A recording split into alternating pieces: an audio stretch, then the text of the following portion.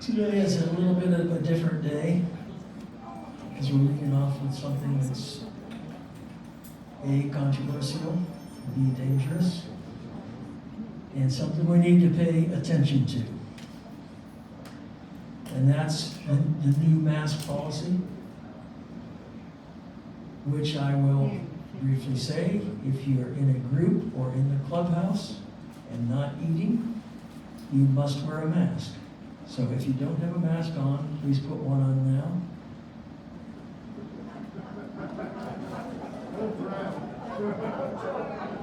Anyway, I think 99% of us showed up with masks today.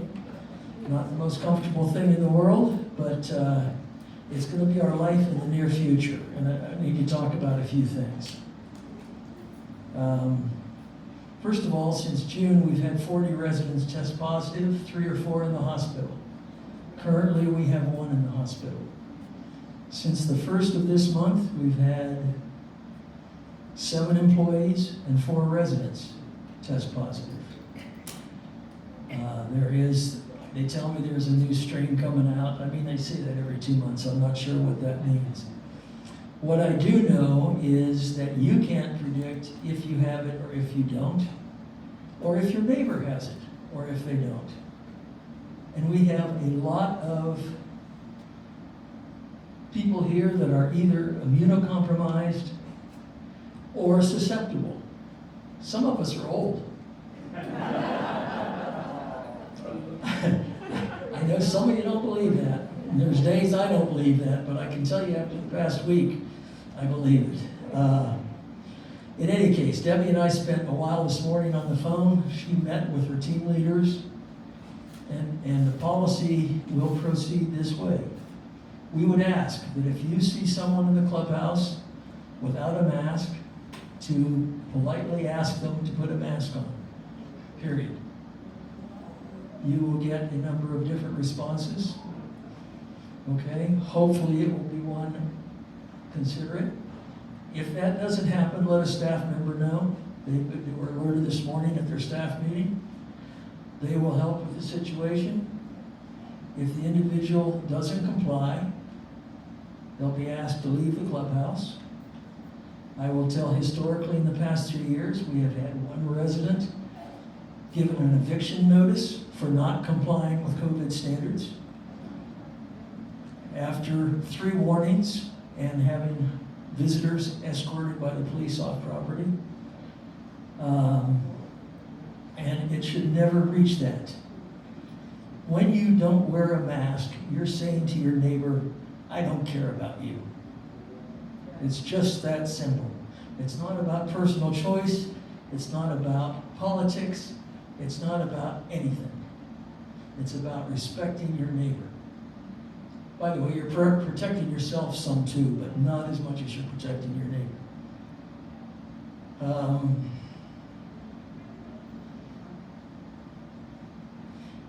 I think that's all I have in my notes. And I will be glad to entertain a question or two if there are any on this subject. Do they know how many that have been hospitalized and not had shots in here? No. To my knowledge, we were at 99% immunized. Now I don't know how many people got all the boosters. But Jack, I don't know. I mean, that's. I don't feel the residents should be police people. I agree. But they could notify somebody else, but I'm not going to police. That's fine. That's a personal choice. That's a personal choice. I mean, obviously, I think it should be obvious. If you ask someone to please put a mask on and they refuse, that's why I said that's it. I mean, just say thank you or walk away or whatever. And there's no requirement to do that. I got pushed a little bit for us to be more emphatic, and I said, look, that's not the resident's job. That's the staff's job. But if we can avoid overburdening the staff, fine. And if you're not comfortable, let a staff member know. Other questions on the same topic? Yes. Sorry. I was going to say this before, but I'll still say it in spite of what you just said. I don't know who instigated this policy, actually, the council and the administration, and I don't really care.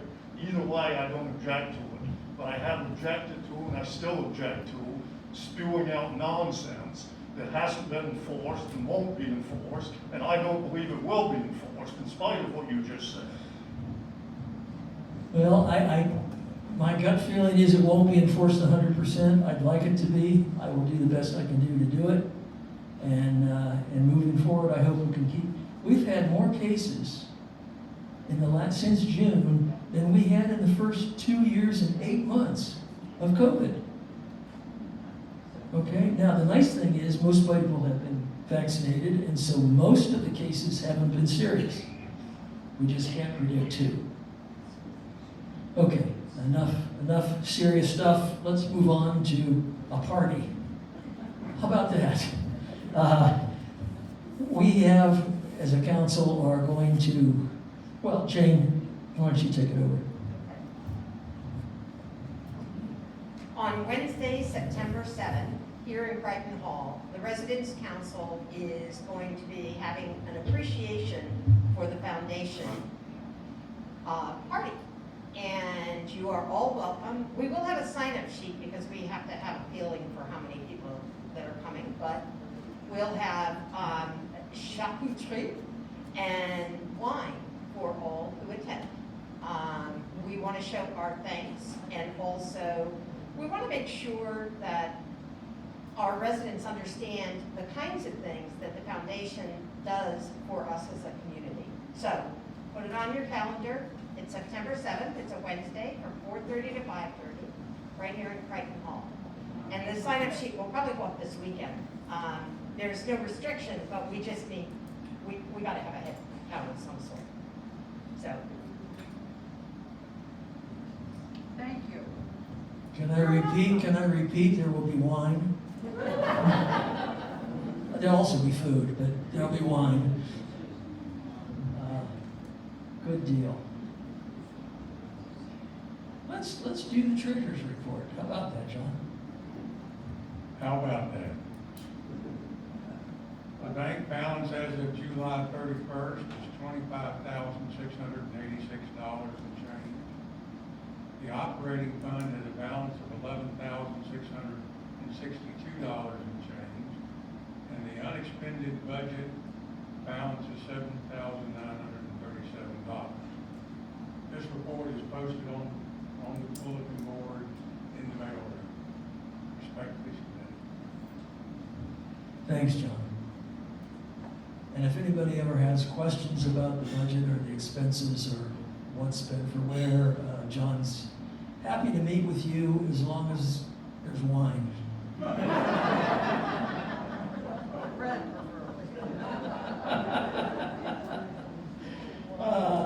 Scholarship Committee Fund, John Batsa. Hi, John.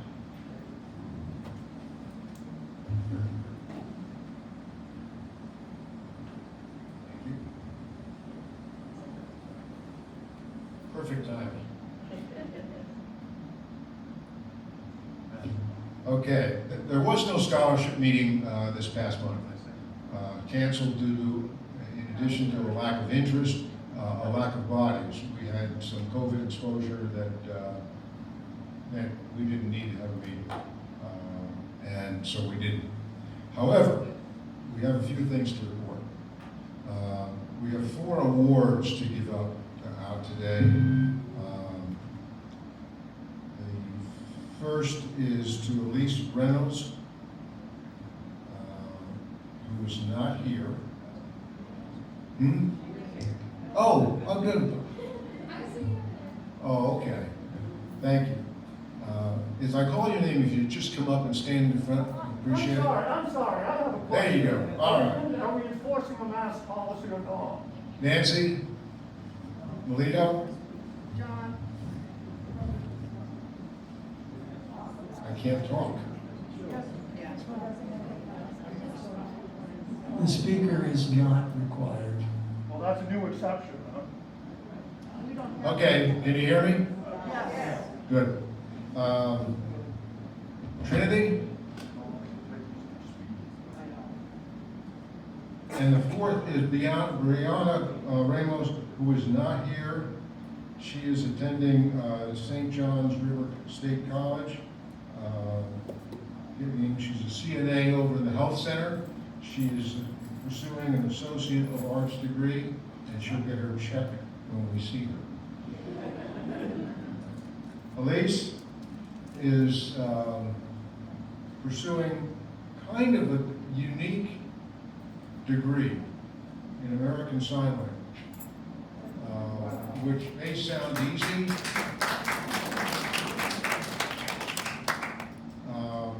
There's a tremendous demand. It is a way of having a major portion of our society included in the conversations that go on. So we thank you for what you're doing, Elise. Thank you. Trinity is going to First Coast Technical College. She's an LPN, or pursuing her LPN, and she works over in the health center now. Trinity, thank you.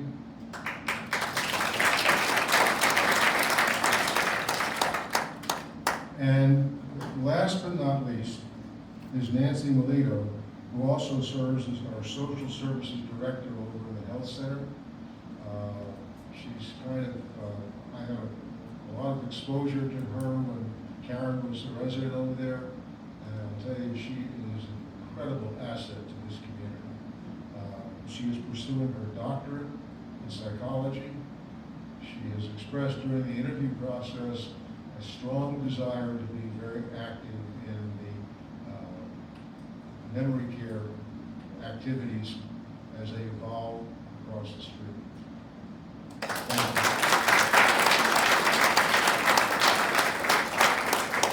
Thank you. She wants to, we want to get a picture. Hold on.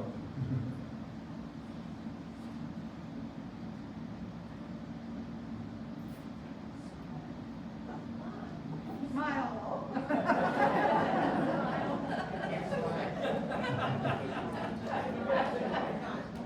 Oh.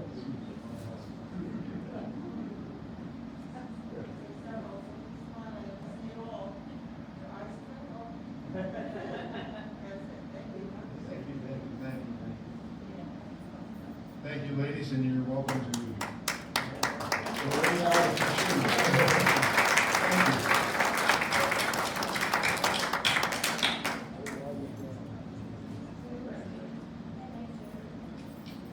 One of you leave books? We have a very short report. Did we lose something? Somebody Somebody leave a notebook? underneath the chair? Or was that you, Kathy? Okay. Nope. Sorry. Thank you. Quick financial report. Through the July, we've given out $1,407. We quadrupled that today. And we have 4 more awards that will be given out next month so far. There's $1,679 in donations from WSA residents, and thank you. We have $11,000 on hand in the fund's checking account today. I increased that by another $10,000 because of the future awards that will be coming out this coming month. We have a total of $104,000 total funds in Orlando and our local checking account. I ask you to pay attention to this month's Explorer magazine, where we dedicate a fair amount of information about why that number is so important to us. Other than that, respectfully submitted, John Danson. Thank you. Thank you, John. Spiritual Life is up next, and Debbie Brinsfield is on tap.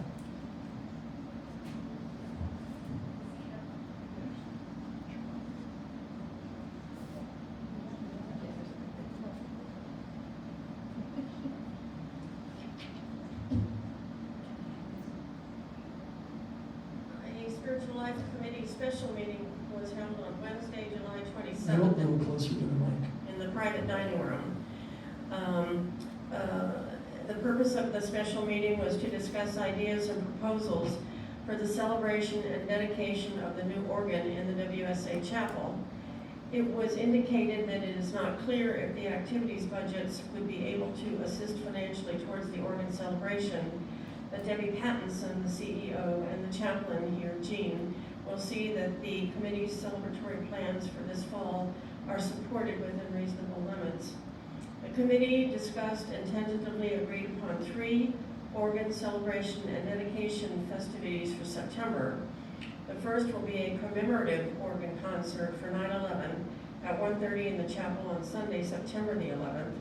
The second is the organ dedication service at 4 p.m. on Wednesday, September 21st, with a reception following in the living room of the clubhouse. There will be a sign-up sheet for this because we need to know what to tell Rocco and numbers of people coming. There will be champagne. So, thirdly, there will be a celebratory organ concert with a tentative date of September 28th at 4 p.m., depending on the plans for a guest organist. A discussion followed regarding the possibility of a monthly organ concert for the remainder of the year, beginning in October. Kathy Vandenberg suggested an Advent Christmas sing-along. There are new residents who are proficient at playing the organ, and the chaplain will contact them to see if they would be interested in playing for programs that will be offered in the future. If you do play and would like to participate, please contact the chaplain. She's an amazing woman. The chaplain announced that the delivery of the adjustable organ bench has been delayed due to a technician's recent illness. The committee discussed replacing the current Episcopal hymn book with the Presbyterian hymn book, which has a more extensive hymn selection with ecumenical emphasis. The decision was made to purchase a few of the Presbyterian hymnals to try out this fall, with more discussion on this topic at the regular committee meeting in October. The Jewish resident group met on July 19th. Rosh Hashanah and Yom Kippur, which runs from September 25th to October 5th, will be highlighted with a notice in cubby holes and an article in the September newsletter. Hanukkah, December 18th to the 26th, will be celebrated with the annual display in the fireplace lobby in the clubhouse and nightly menorah candle lighting at 5:15, plus a special program on Monday, December 19th on the Festival of Light with coffee, hot chocolate, and cookies. Special videos will be shown in Brighton Hall on 3 Saturdays, beginning September 10th. The video is on Jerusalem. September 17th is Judaism, God, Torah, and Covenant, and varieties of Jewish thought and practice. And September 24th is Living a Jewish Life. There will be a St. Augustine Interfaith Council Thanksgiving program, and there will be more in the newsletter about that as well. So that's my report. The next meeting will be in October. Good, thanks a lot, David. Appreciate it. Dining committee, and this is Betsy Livingston.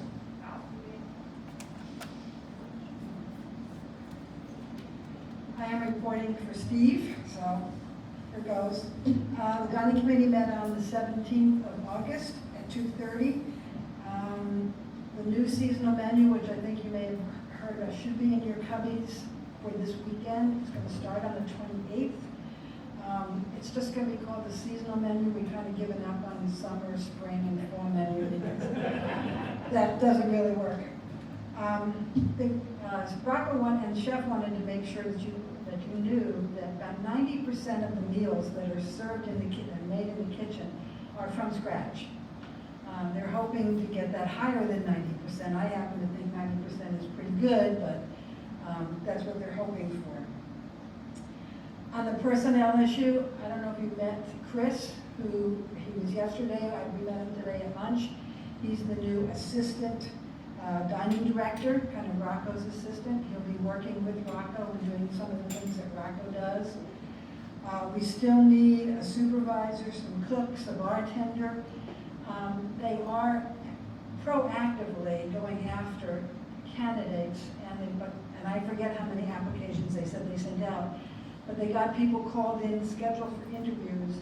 Two-thirds of the people who had been scheduled for interviews never showed up. So that, I'm sure that's probably everywhere, but just so that you know why, you know, if your meal takes a little bit longer in the kitchen, it's because they're down to like 2 people who are chefs who cook and they need more. So just give them a little wee leeway, they are trying.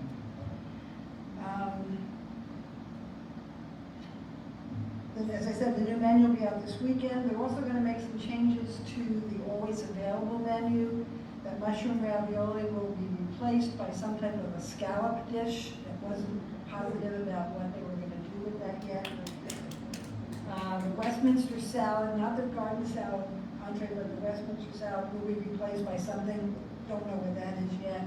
And the garden burger will be replaced by some other vegetarian option. He said they don't really sell a lot of the garden burgers, so they're going to try something else.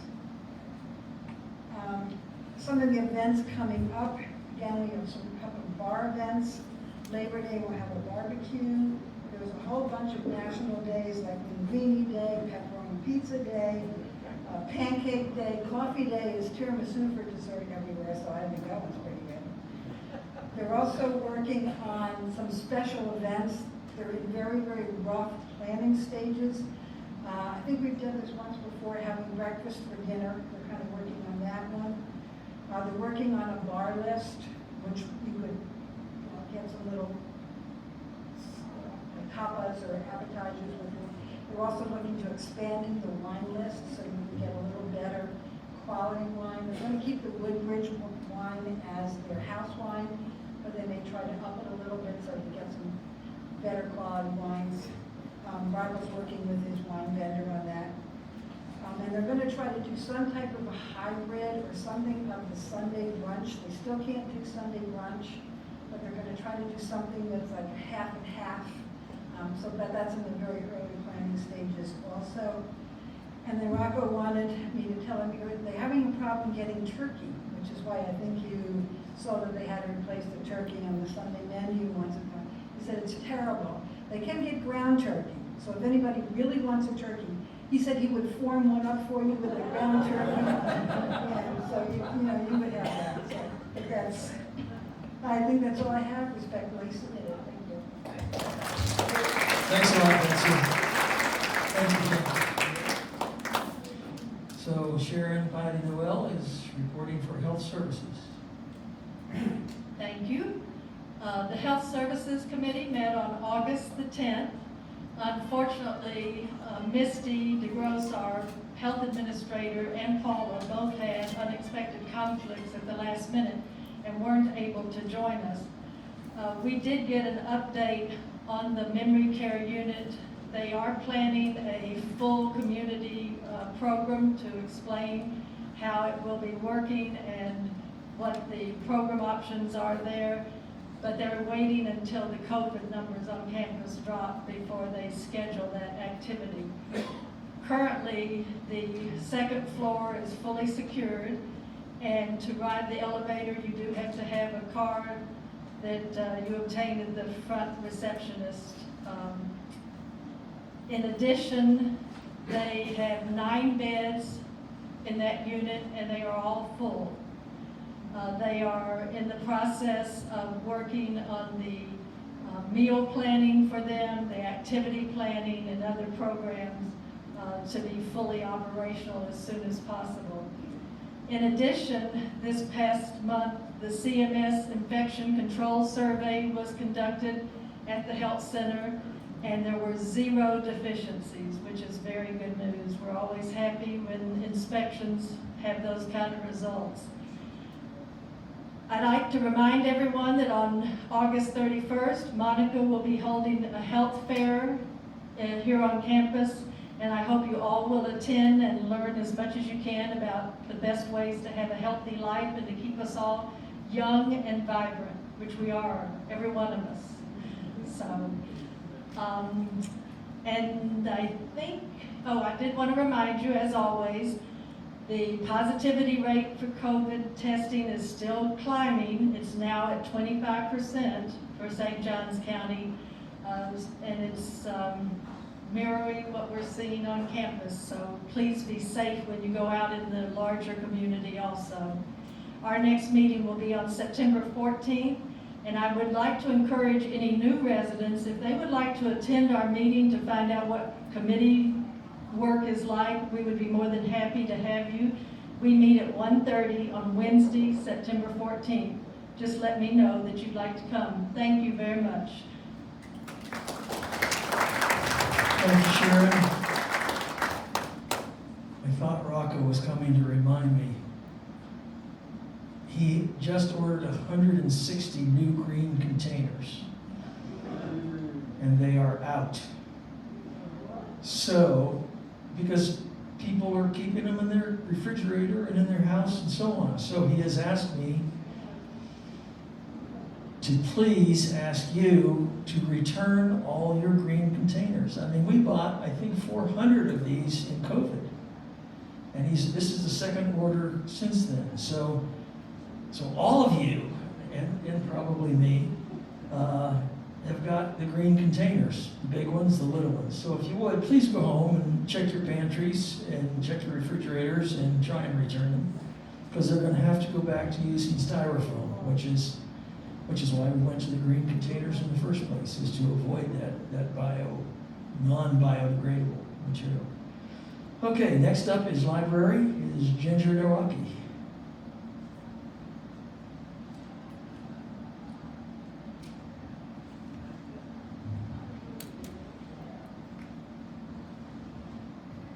Mr. President. Good afternoon, residents. The library committee met on the 12th of August in the library, and most of the committee was present. Barbara, Margaret, and Becky will begin in September to send notices to residents who still have books checked out prior to January of 2022. And I just want to throw something out to you, because I know some of you do this. You get a book and you've read it and you really, really like it. So you pass it to Mary Jo down the hall. You say, oh, you might like to read this. Keep in mind that, okay, you passed it to Mary Jo, but your name is still on that library card checkout. So if you happen to be in the habit of doing this, let one of us on the library committee know that you've done it and tell us who you gave it to, so that we can change the name on the card. Otherwise, if you checked it out in 21 and you passed it on to somebody, you're still responsible for it. Just keep that in mind. We've talked about the library theme shelf, and currently we're doing a new theme shelf in the library every month. And we decided that we're going to change it to changing it every 2 months, and it will become more general topics. We'd like to feature different parts of the collection, different authors, and so forth. The table in the hallway is going to continue having the books to be critiqued by you, the residents, to help us decide if we want to get rid of them or not. And also, we'll put some small displays there representing either the WSA theme of the month or items relating to specific events for the month, such as Veterans Day, Black History Month, Women's History. Beth Moran and I right now are working on the exhibit for September, October, and the theme is going to be Banned and Challenged Books. September 18th to the 24th is National Banned Books Week, and so we're going through our collection to see what banned books we have, and we're going to try to include a slip in each book explaining why this particular book was either banned or challenged over the years. Sandy Brockmeyer is moving right along on the library database. Our goal is to eventually have the database available in IW Life. She has currently entered all of the nonfiction titles and 2/3 of the fiction titles into her database, and we figure there are approximately 3,000 books in the library. This month, we added 38 new titles to the library collection. They were either donated by our residents or purchased with library funds.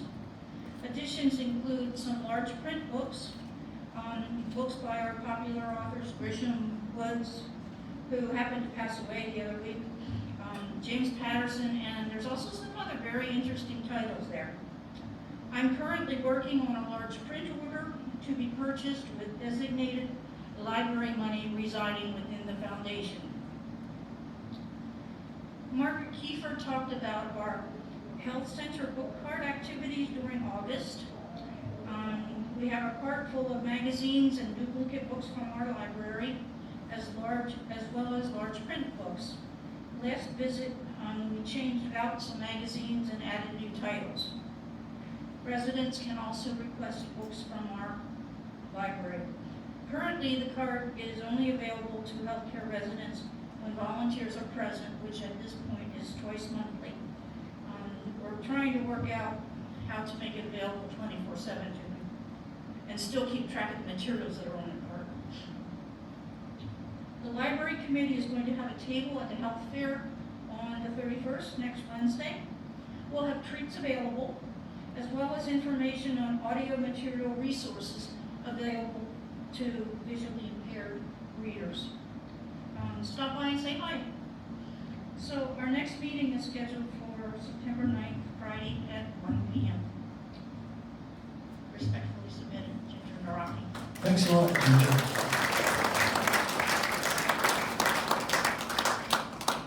At the start of this meeting, I'm sorry, I skipped the introduction of new residents. Are there some new residents here that have not been to this meeting before? Okay, I guess not. Phil, you want to introduce yourself again? No, we're good. We're good. You know, besides, I would rather have her introduce you than me. So, and I went down my list and completely jumped over my neighbor, Pete Orvis, who is heading up the Employee Appreciation Fund. Pete, do you want me just to bring you my mic? Okay, good deal.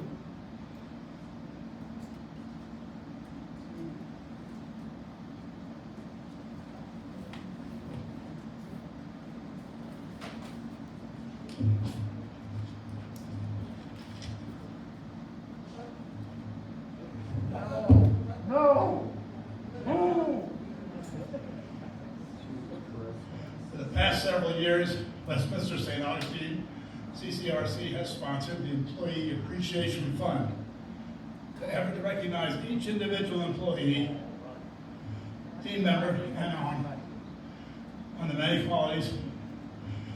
I'm sorry.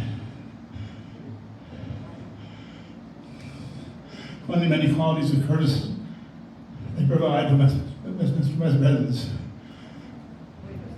Traditionally, CCRC communities around the country do not allow tipping.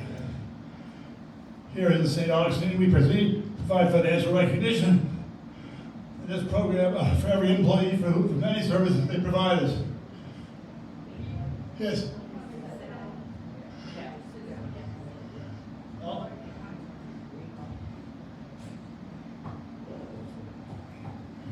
I'm sorry.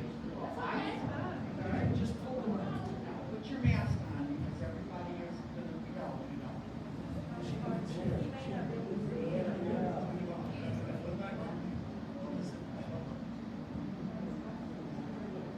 Okay, I'm sorry. We're here in St. Augustine. We provide financial recognition for every employee for the many residents and services that they provide us. The program will begin in mid-September and continue through November.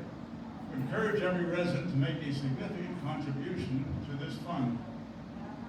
Proceeds are distributed in early December to each employee individually from Santa Claus and his helpers.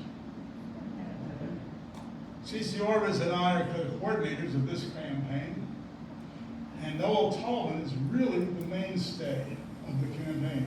She creates all the progress reports and the postings of the photos and all. It's absolutely spectacular what you do, and thank you. Glad you continue to volunteer. Several other members of the Residence Council are also engaged throughout and during the campaign. We also have volunteers in the community who help out with various tasks throughout the fall. All of you are eligible.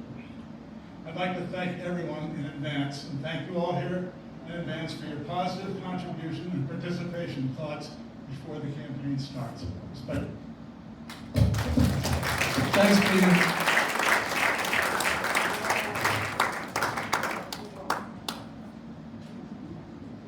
Take your time.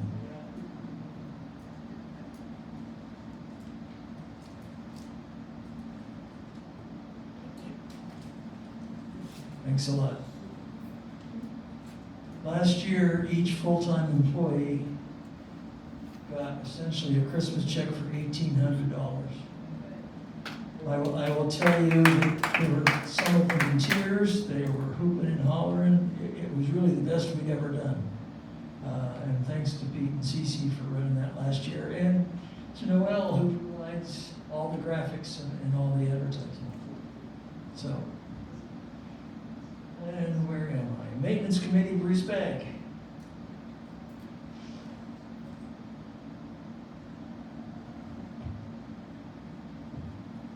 Good afternoon. Our wonderful council president was out for his stroll last Thursday. And he was coming off Royal Crest and heading toward the $1 million Green Mile. And he noticed a bottle floating in the pond. So he went over and he picked up the bottle and poof, out came a genie. And the genie said to Bob, "Good afternoon, Bob. I'm the Westminster genie." And Bob says, "Oh boy, I get 3 wishes." The genie says, "No, Bob, I'm the Westminster genie. I'm retired too." So you only get 1 wish, and it has to benefit the Westminster community. So Bob looks across the pond and he says, "Oh, we're going to be building houses over there." He says, "They're talking about a little bridge for golf carts and pedestrians," but he says, "I want a real bridge. A beautiful bridge with lights on it and cars can drive across it, and it'll make the campus wonderful." And the genie says, "Oh, Bob, that's really a big wish. You realize that here in Florida, we have to drive the pilings all the way down to bedrock, and it's a long, long way down. We have to have special steel that's a little flexible, and rebar that's a little flexible, even concrete a little flexible, because they have to withstand winds of 180 miles an hour when there's a hurricane." Bob, that's a big wish. Can you think of something a little different and simpler? So Bob thinks, and he says, "Well, you know, the population of Westminster is 60% female. So I wish that all the men in Westminster be given the ability to truly understand women and keep them happy all the time." Bob? Yes, Jeannie? 2 lanes or 4?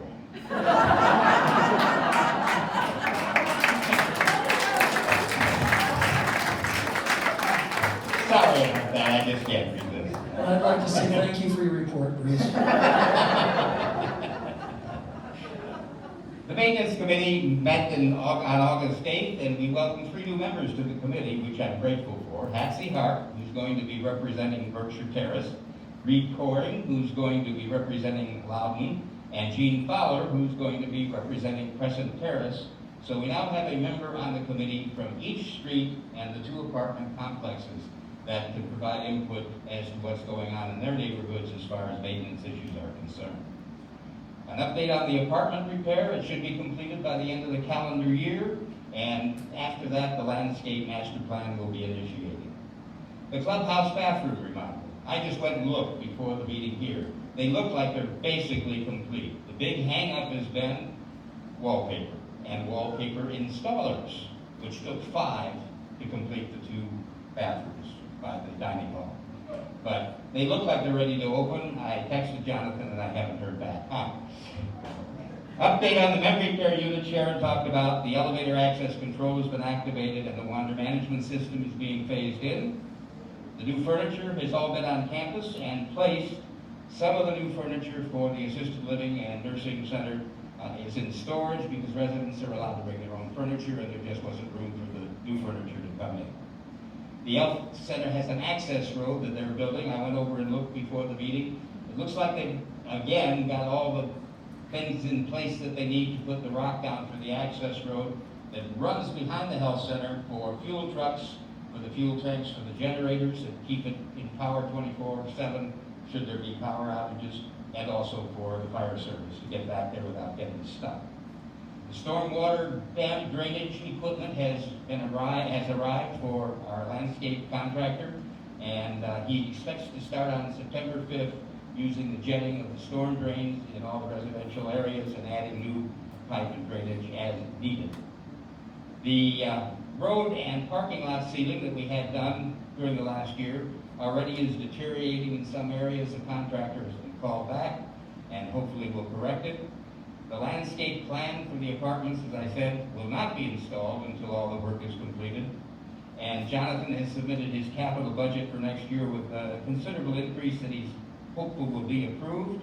And that will include such projects as the Green Mile. They do have some money for the Green Mile already, and they will start resodding at the bocce ball, Cutting Green end, and resod the Green Mile in phases. It's a very complicated project because of all the weeds.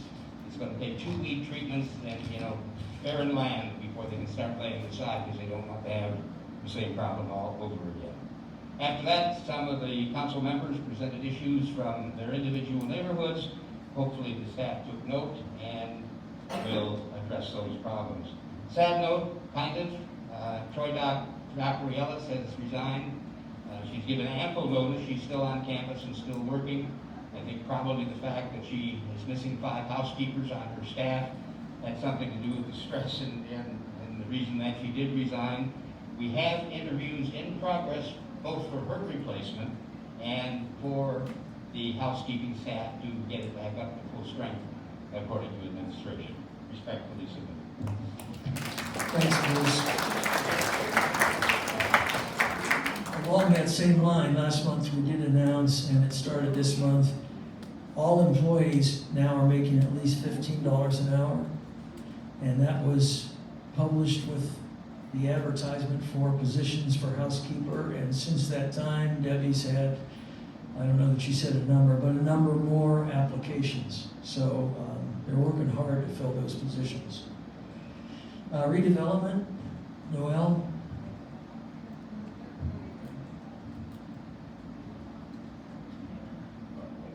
Thank you.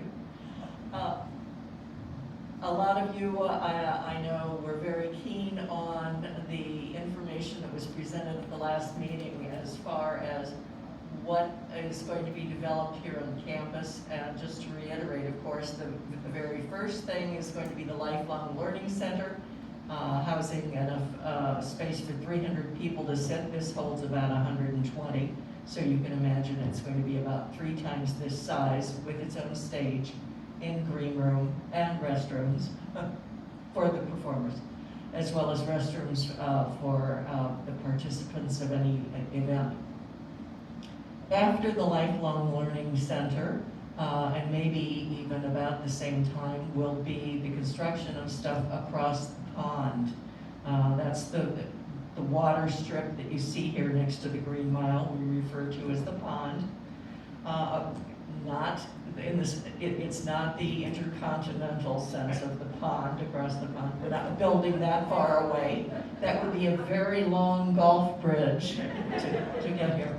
But anyway, the property across the way, we understand now that they are going to be having a soft opening from a marketing standpoint in October, in which case then you will be able to see prices, square footage, floor plans, and so on, and the specific buildings that would be involved over there.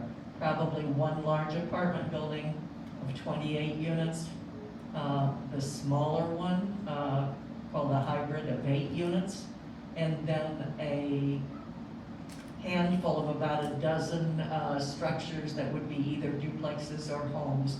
As I say, all of this will become available for marketing in October. And also, therefore, it will become available to residents, and residents get priority over somebody wanting a unit from outside. So if you are interested in that, I'm sure Fritz would like to talk to you, and Fritz will probably be organizing some event. Bradley will probably be organizing some event internally here to, with Fritz, to coordinate this so that you can all get information firsthand with a lot more details than this. This is just the overview. Again, it's sometime in October. I have no idea if it's the beginning or the end, but at least we know that they are actively working on the project. It's coming along and it's soon to come to fruition. Thank you, Noel. And speaking of Bradley Redwine and the marketing committee, you're on. Here he is. Good afternoon. The marketing committee met last Monday and had our meeting and have some interesting things for you.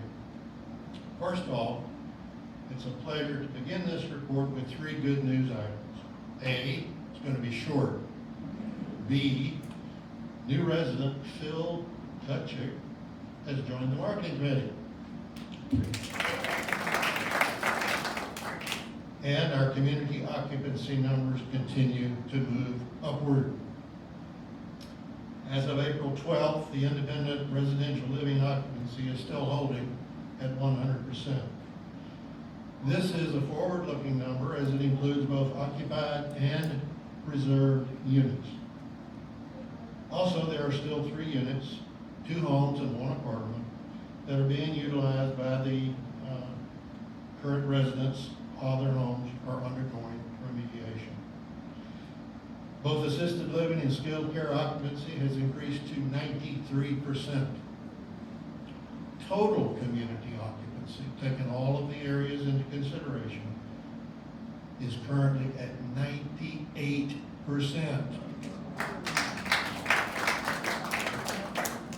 The waiting list has also inched up to 93 interested persons. Thursday of last week, a marketing event was held in Palm Coast with Fritz Schultz, Debbie Pattinson, Julie Funke, and Sharon Heidi Noel attended. Sharon was able to provide the group with a first-hand resident's perspective, which was well received by all 26 or 27 in attendance. The event was an overall success, and several follow-up campus tours have already been scheduled. Another marketing event will occur day after tomorrow in Jacksonville. For the first time at each of these events, the marketing presentation contains a segment on the new WSA expansion plans, which will generate interest among the attendees. This is the first time that this expansion is going to be talked about and presented to persons outside of the community. So that's a real special event. And finally, as Noel has already alluded to, Marketing Orlando is targeting October as the month to present a soft opening for this phase 1 expansion. And it's probably going to, as she said, it will include an opportunity for existing residents to reserve a future home across the water. Thank you very much. Respectfully submitted. Thank you, Brad. Thanks for running a terrific committee. It really does a great job. Kathy Charlton is up next with the social committee.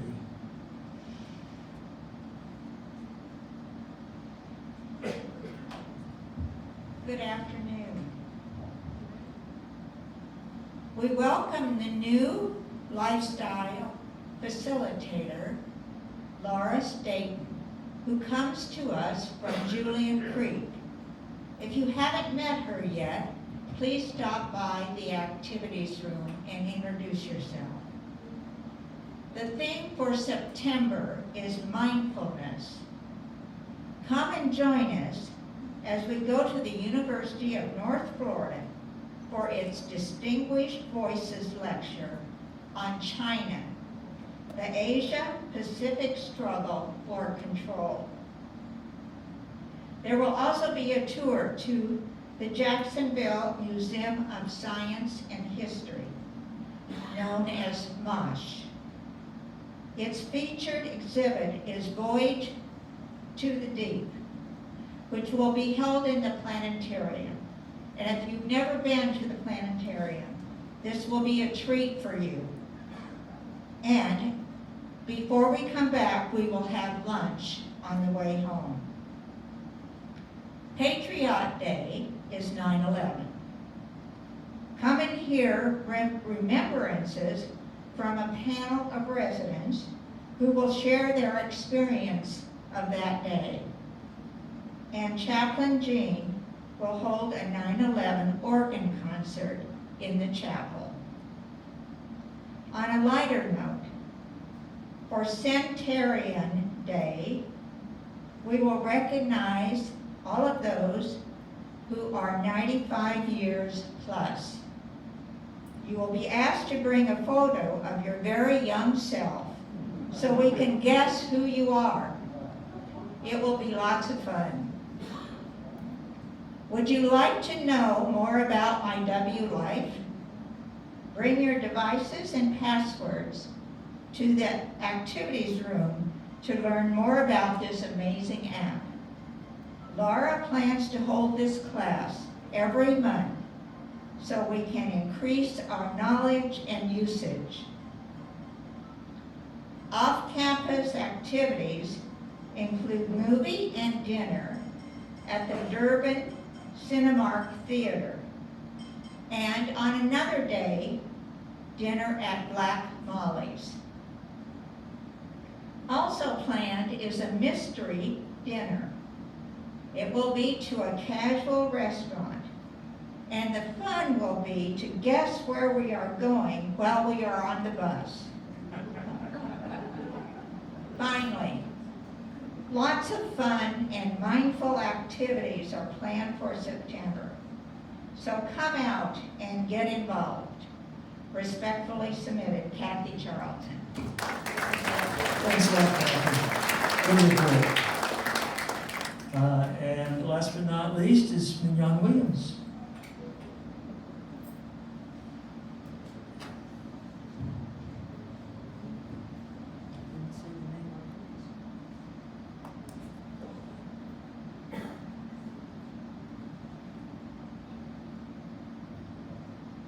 Now, several people have said this, and I'm going to say it again, and hopefully I'll get a response. Good afternoon, everyone. Good afternoon. Finally. Thank you.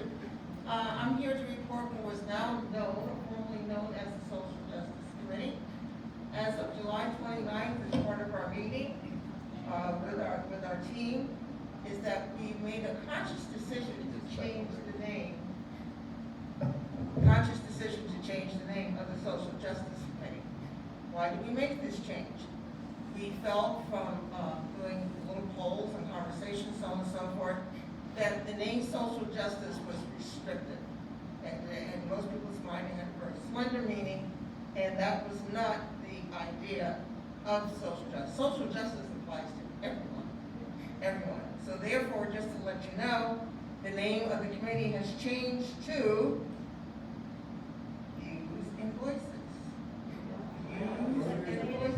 Views and Voices.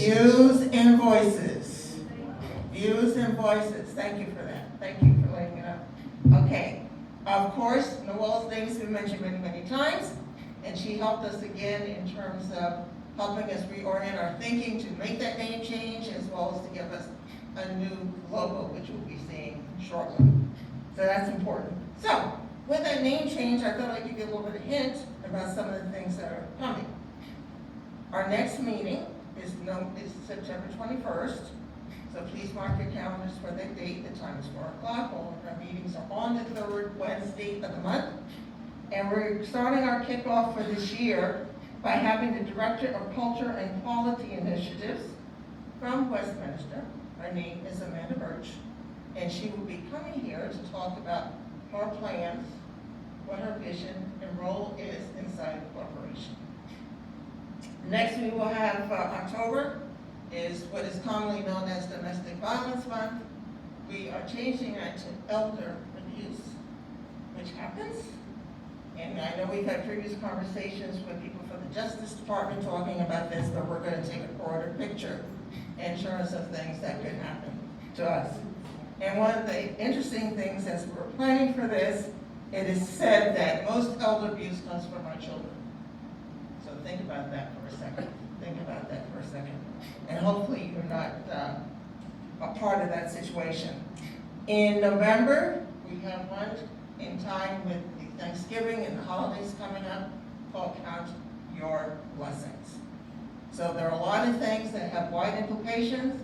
So your news and views, please come and please participate.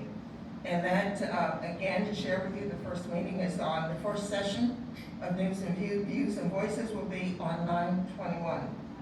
Our next social views, and I'm going to use the name myself. The next committee date is for September 12th at 3 o'clock in a private dining room. And we would like new members, or just if you're going to come and participate, share ideas and thoughts, we welcome your attendance. Thank you. And thank you to the Residence Council. Thanks, Manuel. Your esteemed Vice President would like the microphone. Thank you. As the Vice President of the Resident Council, I had a genuine pleasure of meeting with each of the committee chairpersons for your committees. And I just want to commend all of them. They are doing an excellent job. They were kind enough to meet with me, to go through their notebooks with me that we asked them to keep so they can pass it on to the next chair. So if you're ever considering being a chair, don't worry. You're going to get a really nice, thick notebook that tells you all about what's been happening and what to do in the future. But mostly, I wanted to commend them for all the wonderful ideas they shared during this process. And they helped us to revise the standard guidelines with a few more ideas. And one example of the kinds of things that can come out from chairs talking with each other and with me, Brad Redwine shared with us that he has started giving personal invitations to new members in the community to come to his committee, and how wonderful that is to get fresh perspectives in the committee, and also it allows the new resident to learn how we operate. So we want to thank him and all the chairs for their great ideas and their great leadership. We really appreciate you. Thanks, Sharon. I think that's it for that portion of the meeting. We're going to open the floor for questions, comments, information. We will get you a microphone. Please say your name and house number so the secretary can record it, and wait until the microphone is there. We are getting the microphone. Thank you. John Batzer, 3206, I think. Close enough. Sharon, you mentioned some statistics from St. Johns County. I had a discussion this morning with my doctor about this very issue, which was very interesting. We share doctors. I encourage you to have that same discussion. What is the hospitalization rate? Oh, you don't, I thought maybe you'd have it there. No, I don't have it here. I have the positivity rate. Okay.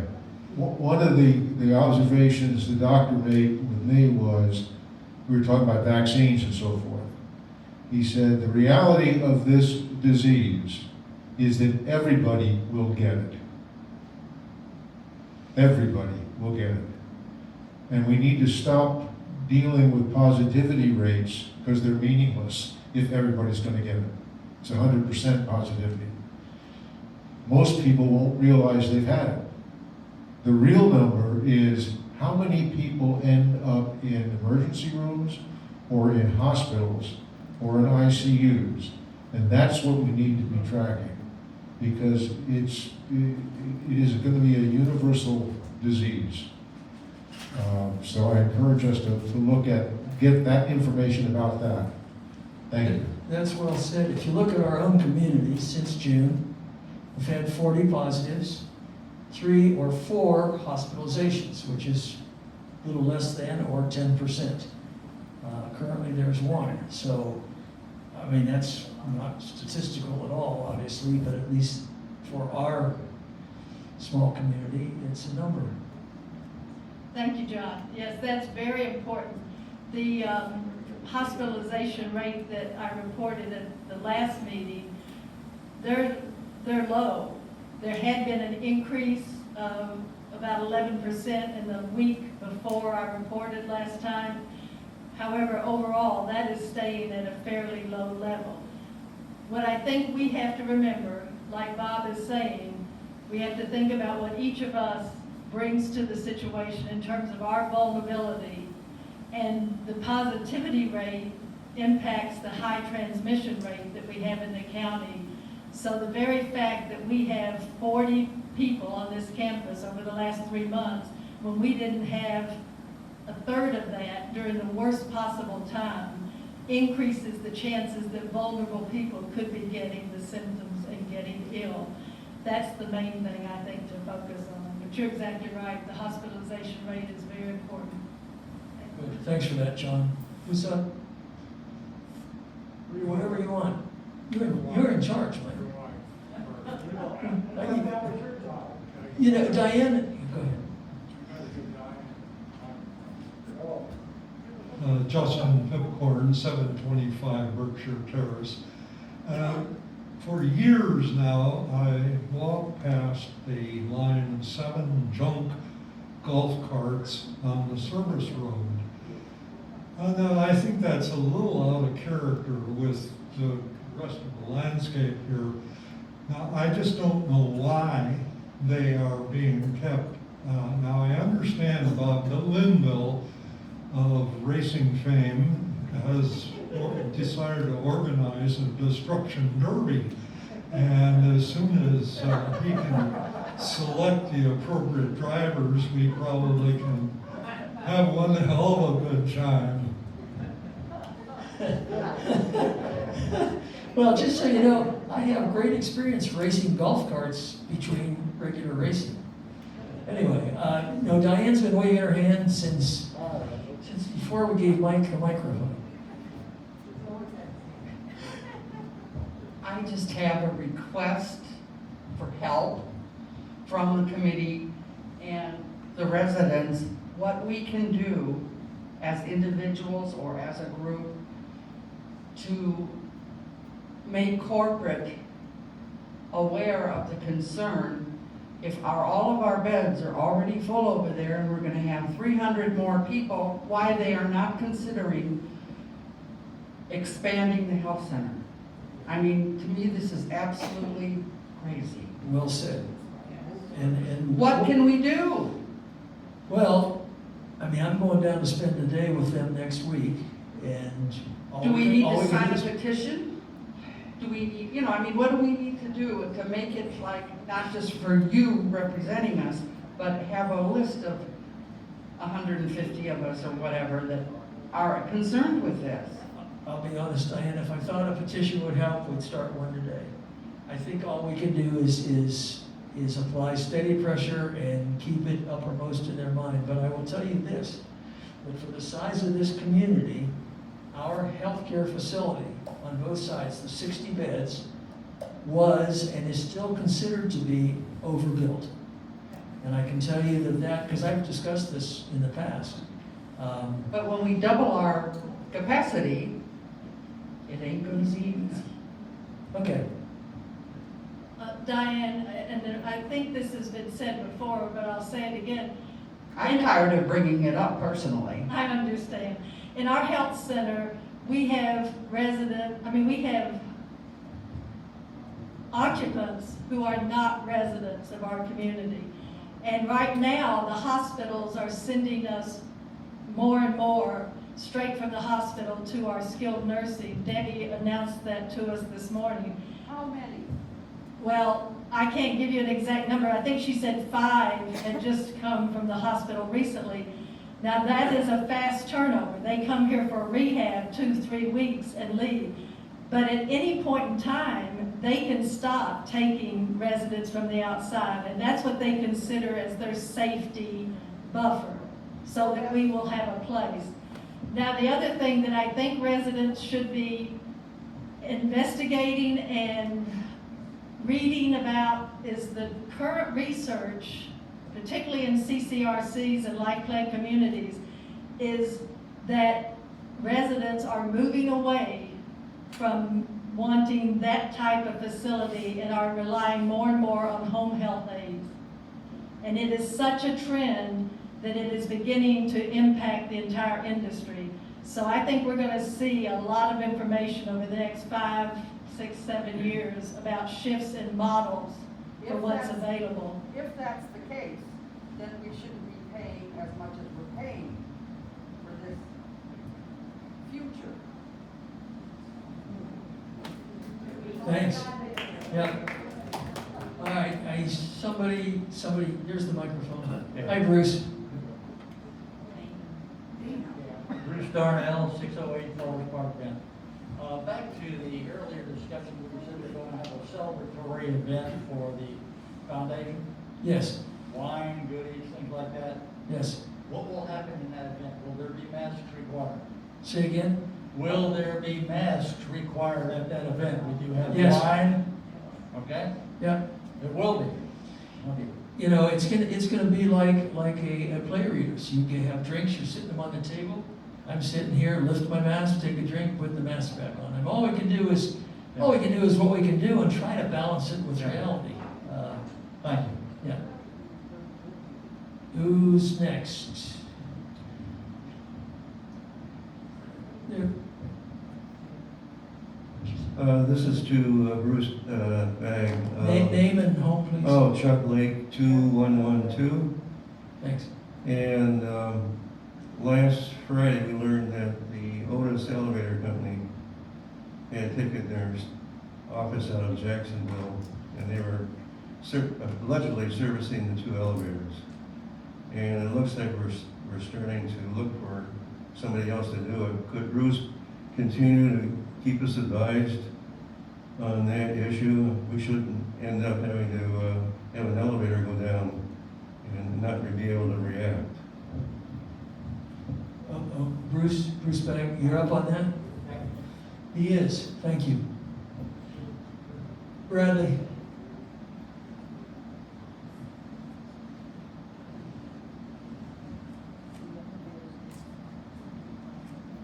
Thank you. Along the lines of David's discussion there, the marketing committee has worked with Fritz, who has worked with Debbie, who has worked with Misty DeGrosse to put together a presentation that will involve the whole community to discuss the health center. What it has to offer, what it can't offer, what it is about, what it isn't about, and that will be a good opportunity for the community to ask questions that you have. I can't give you a date or a time, but I can tell you that it's in the works as a presentation. Great, thank you, Brad. It may be more than one presentation, because we feel that there will be substantial amount of questions and answers that may go longer than everybody wants to sit and listen to in one session. Other questions or comments? And Diane, let me go back to your point. I mean, your point's well taken and it's talked about, but as you know, as a residence council or residence committee, we have that much authority. All we can do is, and my personal approach is constant steady pressure on items. And it was your and other people and a lot of people in this room who kept pushing for memory support that we thought we had when we moved here. And finally, it has come to fruition, so.